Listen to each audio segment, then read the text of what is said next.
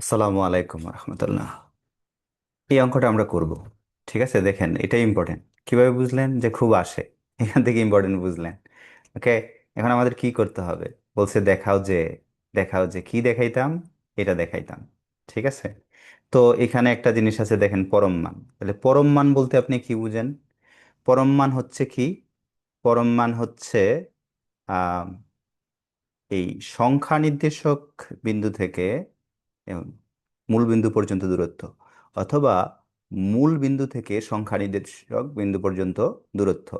তাহলে দেখেন -2, এটার মানে কি? যে এটার মানে হচ্ছে 2। কিভাবে বুঝলেন? যে মূল বিন্দু থেকে সংখ্যা নির্দেশক বিন্দু পর্যন্ত, দূরত্ব হচ্ছে, দেখেন 2 একক। ঠিক আছে, এখন আমি যদি এখানে 2 লিখি তাহলে কি বুঝবেন? 2 বুঝবেন। এখন আমি যদি এখানে এক্স লিখি তাহলে কি বুঝবেন? যে এক্স এর মানে এমন একটা কিছু হবে যেটার জন্য যেটার দূরত্ব 2 একক হবে। তাহলে আমরা কি দেখতেছি যে এক্স এর ভ্যালুটা +2 অথবা -2 দুইটাই হতে পারে। কারণ কি?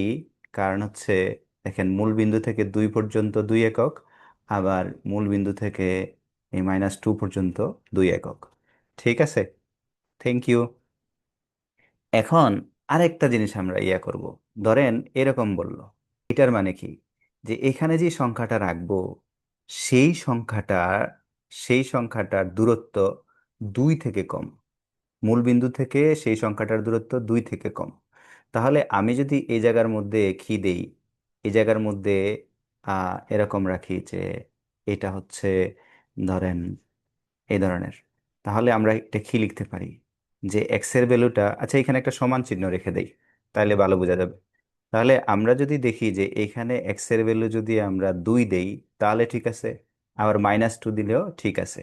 আবার 1 দিলেও ঠিক আছে, দেখেন 1 2 থেকে ছোট। -1 দিলেও ঠিক আছে। তার মানে জিনিসটা কি? যে -2 থেকে এই জিনিসটা মানে এক্সটা বড় অথবা সমান, আবার কি 2 থেকে ছোট অথবা সমান। ঠিক আছে, ওকে ফাইন। এই জিনিসটা আমরা বুঝে গেলাম। তো আপনার মাথার মধ্যে এরকম আসতে পারে যে এরকম যদি থাকে কোনো একটা, তাহলে আমরা এরকম করে লিখে ফেলবো। ঠিক আছে, কিরকম করে লিখে ফেলবো? যে সংখ্যা দুইটা ঠিক থাকবে, কিন্তু কি চিহ্ন আহ আহ, ব্যতিক্রম হবে, একটা মাইনাস হবে একটা প্লাস হবে। তো এইরকম একটা কনক্লুশনে আপনি যেতে পারেন এখন। Okay fine. তাহলে এই মুহূর্তে আমাদের যেটা দিয়ে দিছে সেটার দিকে আমরা একটু খেয়াল করি। এই যে জিনিসটা আছে, এখান থেকে আমরা প্রমাণটা করব। ঠিক আছে, এখান থেকে আমরা প্রমাণটা করব। তাহলে লিখে ফেলি গিভেন। পরম মানের যে বিষয়টা সেটা যদি বুঝেন, তাহলে এখন আপনি কিন্তু এটা বুঝবেন। তাহলে এখানে মনে করেন আমাদের সেই 2 আছে আর এখানে এক্স আছে, তাহলে আমরা কিভাবে লিখতে পারবো বলেন তো?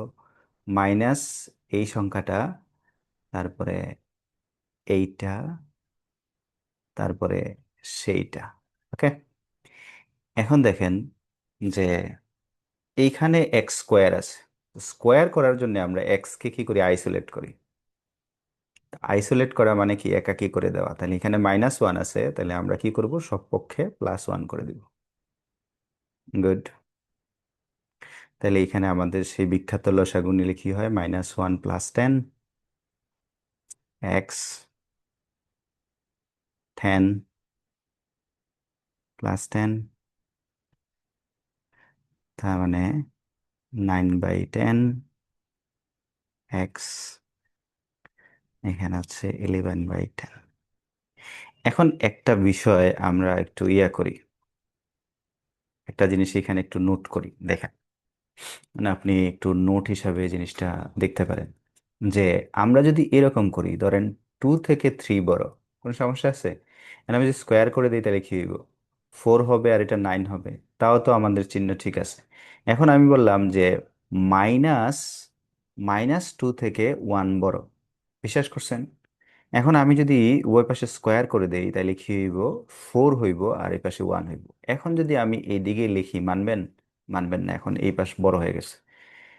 এখন একটা জিনিস দেখেন, আমরা যদি উভয় পাশে কি থাকে, উভয় পাশে যদি ধনাত্মক থাকে, তাহলে স্কোয়ার করলে আমার কিন্তু অসমতার দিক পাল্টে না। যেহেতু আমরা এই প্রমাণের মধ্যে একটা জিনিস আছে স্কোয়ার, এখন আমরা কিন্তু স্কোয়ার করতেই পারি, কেন বলেন তো? উভয় পাশে কি আছে? উভয় পাশে ধনাত্মক আছে। ওকে,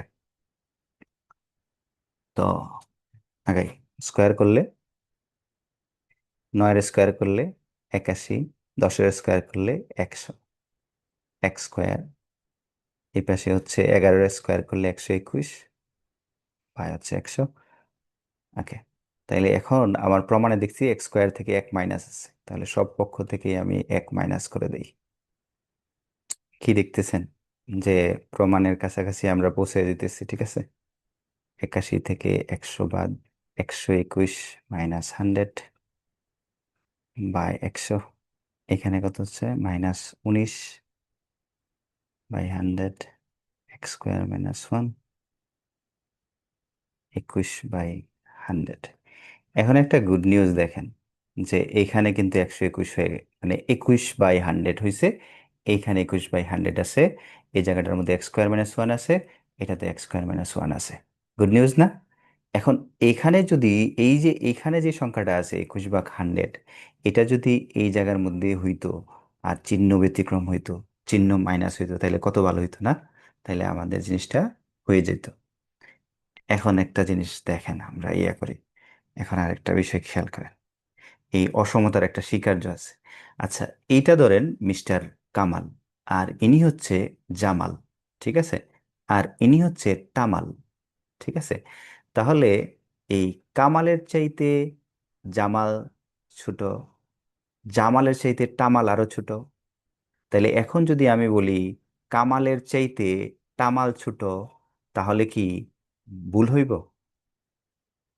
ভুল হইতো না। এটা হচ্ছে বাস্তব সংখ্যার অসমতা স্বীকার্য। এখন আরেকটু পণ্ডিতি করে ফেলি। ধরেন এই জায়গাটার মধ্যে আমি লিখলাম -21/21/100। তার মানে কি এইটার চাইতে এটা ছোট? কোনো এই এইটার চাইতে এটা ছোট, এটার চাইতে এটা ছোট, তার মানে কি এই x² - 1-এর চাইতে -21/100 ছোট। তাহলে আমরা এখন কি করতে পারি, যে আমরা কিন্তু এখন এই কাজটা করে ফেলতে পারি, যে এখান থেকে কি সরাই দেই, এখান থেকে। আচ্ছা, তাহলে আমরা এখন